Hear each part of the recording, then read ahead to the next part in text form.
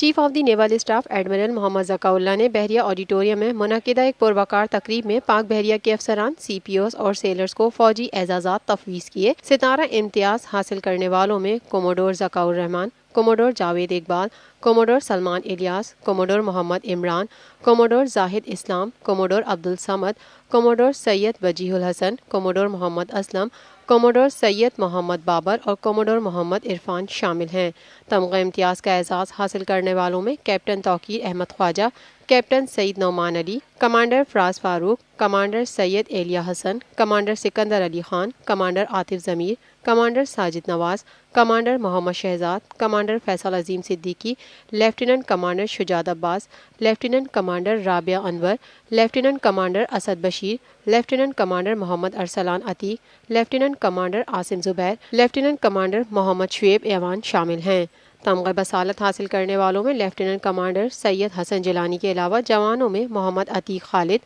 ارشد خان، زیغم نذیر رانجھا اور الطاف احمد شامل تھے۔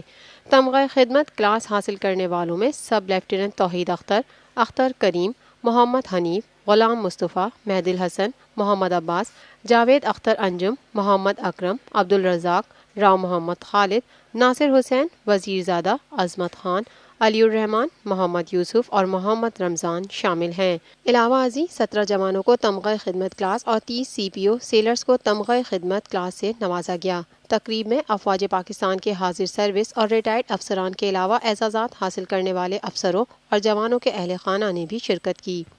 یہ ہے TNN TV، دیکھتے رہیے تازہ ترین خبریں اور ایکسکلوزیو رپورٹس۔